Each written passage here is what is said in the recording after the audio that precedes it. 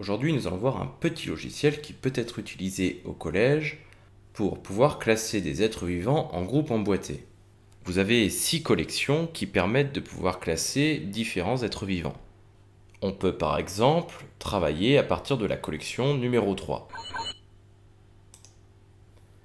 Le logiciel est assez simple à utiliser. Vous avez les différentes espèces qui sont situées ici, avec la possibilité de pouvoir voir leur nom, et par exemple la taille, 30 cm pour une truite commune.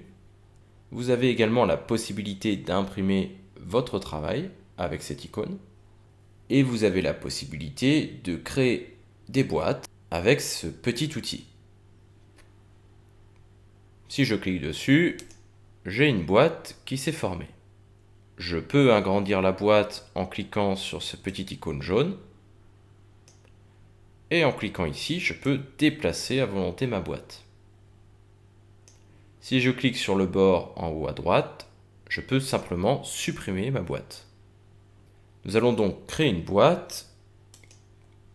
Pour pouvoir nommer ma boîte, je vais cliquer sur Attributs. J'ai maintenant un petit icône ici qui me permet de pouvoir écrire dans ma boîte. Il suffit de cliquer ici. Je vais l'appeler Cellule. Cela voudra dire que tous les êtres vivants qui seront à l'intérieur de cette boîte posséderont des cellules.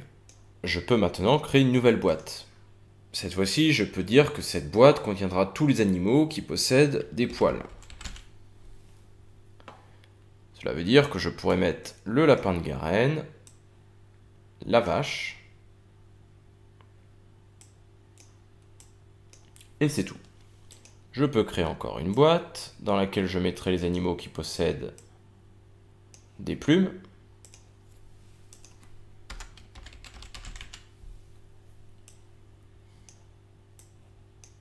Puis je crée encore une nouvelle boîte dans laquelle je placerai tous les animaux qui possèdent par exemple un squelette externe.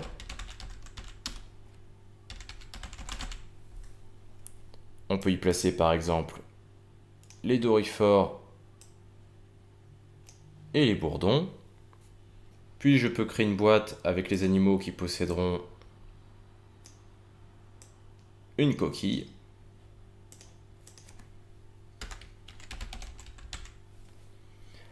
Où je pourrais mettre l'escargot de Bourgogne. Je peux ainsi créer autant de boîtes que je veux et imbriquer des boîtes dans d'autres boîtes. Par exemple, je pourrais rajouter une boîte pour regrouper tous les animaux qui posséderont un squelette interne, c'est-à-dire un squelette à l'intérieur du corps. Si je veux pouvoir placer cette boîte, il faut absolument que je modifie la taille et l'emplacement de mes différentes boîtes. Ce n'est pas un problème, je peux toujours déplacer ces boîtes pour pouvoir faire de la place pour la truite, pour les animaux qui possèdent des plumes.